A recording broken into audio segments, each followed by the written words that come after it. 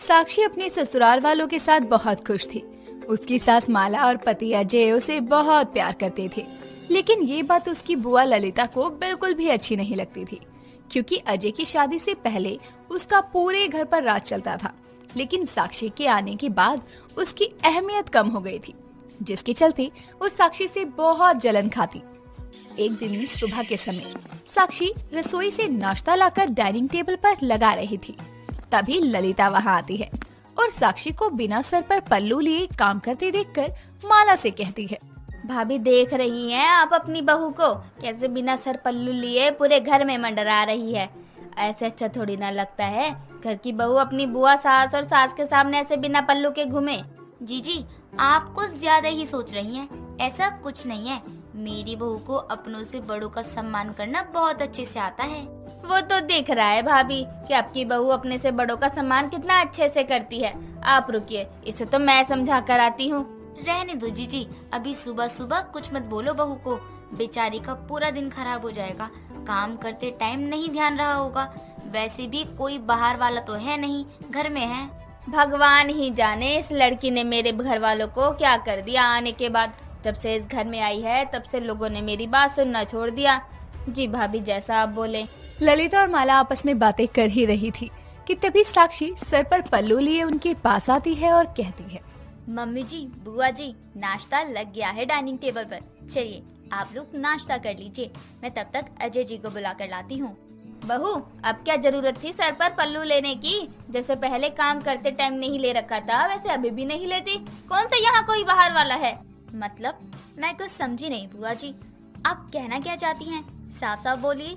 कुछ नहीं, मुझे क्या जरूरत है कुछ बोलने की। अब ये मेरा घर कहाँ? मेरा घर तो है ही नहीं, इस पर तो तूने अपना कब्जा कर लिया है। वैसे सच बताऊं बुआ जी तो बुरा मत मानना, लेकिन मैंने बहुत सी बुआएं देखी हैं, लेकिन आपके जैसी जलनखोर बुआ आज तक नहीं देखी। आपको मेरी हर चीज से प्रॉब्लम है। कोई बात नहीं, माफ करिए जो भी बुरा लगा हो। मैं चलती हूँ अजय जी को बुलाने। हाँ हाँ जा, जब तक तुम दोनों तोता मैना की तरह गुटरगू ना कर लो तब तक तुम्हारा खाना हजम कहाँ होगा। यही कलयुग है, बड़ों के सामने पति क्यों नाम लो, उनसे मिलने की बात करो। शर्म तो आजकल के लड़के लड़कियों में रह ही नहीं गई। हे भगवान, बुआ जी आप कितनी जलनखोर हैं। आप जो बोले सब ठीक है। अगर मैं तोता मैने के साथ गुटरगु करने भी जा रही हूँ तो अपने पति के साथ, किसी और के पति के साथ नहीं। साक्षी इतना कहकर वहाँ से जाने के लिए जैसे ही पीछे मुड़ती है तभी उसका सर पीछे खड़े उसके पति अजय से टकरा जाता है और तभी वो कहता है, अरे यार सुबह सुबह ही सर फोड़ दिया। क्या बिगाड़ा था मैंने तुम्हारा? कितनी जोर से लगी मुझे पता भी है तुम्हें। तूफान मेल की तरह चलती आ रही हो। हाँ, जैसे आप तो बड़ा धीरे चल रहे थे। किसने कहा था आकर मेरे पीछे खड़े हो जाइए चोरों की तरह? बेवजह ही चोट लग गई सुबह सुबह। एक तो आपकी ये जलनखोर बुआ ने जीना हराम कर रखा है, दूसरा आपने भी दर्द दे दिया। सबके सब मेरे ही पीछे पड़े हो। साक्षी इतना कहकर अपना सर पकड़कर अपने कमरे में चली जाती है और अजय अपने ऑफिस चला जाता है। ये सब तमाशा देखकर माला का मन बहुत दुखी हो जाता है।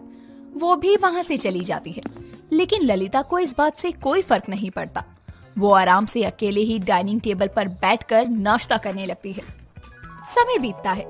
तभी एक दिन ललिता अपने कमरे से निकल रही थी और उसकी नजर अजय पर जाती है, जो कि ऑफिस से हाथों में गिफ्ट के पैकेट लिए चुपचाप अपने कमरे में जा रहा था।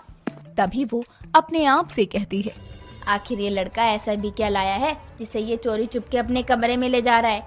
पता करना चाहिए आखिर राज क्या है। शायद कुछ मिर्च मसाला मिल जाए बहू के खिलाफ। मेरा बस चले तो मैं उसे अभी इस घर से धक्के मार के निकाल दूं। इतनी जलन है मुझे उससे। ललिता इतना कहकर अजय का पीछा करते हुए उसके कमरे में पहुंचती है, जहां वो देखती है कि अजय साक्षी को सोने के हार का सेट और एक सुंदर सी साड़ी दे रहा है, जिसे देखकर उसका मुंह खुला का खुला रह जाता है। तभी वो अंदर जाकर जोर जोर से चिल्लाते हुए कहती है, वाह बेटा वाह, अपनी पत्नी को सोने का हार, इतनी महंगी साड़ी देने के लिए पैसे हैं, लेकिन अपनी बुआ के लिए कुछ नहीं है। ये लो, जिसका डर था वही हो गया। फिर तमाशा। अरे क्या हुआ बुआ, क्यों चिल्ला रही हो? सच में आप बड़ी ही जलनखोर बुआ हो मेरी। अरे आपको कभी मेरी पत्नी की खुशी हजम नहीं होती क्या? आखिर ऐसा क्या किया है इसने जो आप इतना तमाशा कर रही हो? मैं जलनखोर बुआ हूँ तो तू क्या है बेटा? जरा मुझे बता, अपनी बुआ के लिए तो कभी इतनी सुंदर साड़ी नहीं लाया आज तक, मेरे जन्मदिन पर भी कभी लाया? इसे देख, बिना तीज त्योहार के इतने महंगे तोहफे दे रहा है। हाँ तो क्या हुआ बुआ, आप भी ले लो। अरे मैं पैसे देता हूँ आपको। अब आप बुजुर्ग लोगों की पसंद नापसंद, अरे भला हमें कैसे पता? मैं भी जिज्जी को बताती हूँ तो कैसे बिना बात के पैसों में आग लगा रहा है। ललिता इतना कहकर कमरे से जाने के लिए जैसे ही कदम बढ़ाती है, तभी माला वहाँ आ जाती है और उससे कहती है, जीजी, आपको मुझे कुछ भी बताने की जरूरत नहीं है, मुझे सब पहले से ही पता है।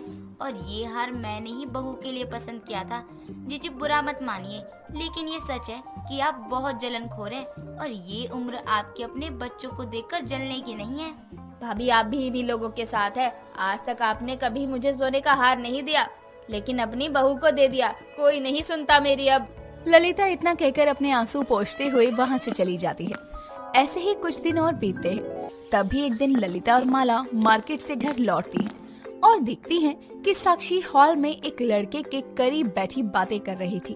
तभी ललिता कहती है, देख रही हो ना जिज्जी, आपकी बहू घर के लोगों के जाने के बाद लड़कों को घर मिलने बुलाती है। ये आजकल का मॉडर्न जमाना। बुआ बस करो, अपनी जलनखोरी में इतनी भी अंधी ना हो कि सही गलत में अंतर ही भूल जाएं आप। ये मेरा दोस्त है, इसकी शादी भी फिक्स हो गई है, वही बताने के लिए आया था। और क्या बाकी रह गया? बताना तो, जो देखना था देख लिया हमने। पता नहीं आस पड़ोस के लोग क्या सोचते होंगे इस घर के बारे में। कोई नहीं था तब तेरा किसी लड़के को घर बुलाना ठीक नहीं था, लेकिन अगर मैं कुछ बोलूंगी तो फिर से मुझे जलनखोर बुआ का टैग दे देंगे। नहीं जीजी, इस पर आप गलत नहीं हैं। आप जो बोल रही हैं सही बोल रही हैं। मम्मी जी, आप बुआ की बातों में क्यों आ रही हैं? आप इस तरह से मुझ पर शक करके मेरे दोस्त के सामने मेरी इंसल्ट कर रही हैं। बुआ जी, आपका खुद का तो कोई घर है नहीं। आपने खुद तो आज तक अपना घर बसाया नहीं, अपने भाई के घर पर पड़ी हुई हैं। लेकिन ऐसे मेरी सास को भड़काकर मेरा घर क्यों तोड़ रही हैं? साक्षी की बात सुनकर माला को बहुत गुस्सा आता है और वो साक्षी पर हाथ तक उठा लेती है। अपने दोस्त के सामने अपने प्रति अपनी सास का ऐसा बर्ताव देखकर उसे बहुत शर्मिंदगी महसूस होती है। उसकी आंखों में आंसू आ जाते हैं और वो अपनी बुआ से कहती है, मुबारक हो मेरी जलनखोर बुआ जी, आज आप मेरी सास को मेरे खिलाफ भड़काने में कामयाब हो गई। लेकिन अपनी इतनी इंसल्ट करवा के अब मैं इस घर में नहीं रह सकती। संभालिए अपना घर और राज कीजिए इस घर पर।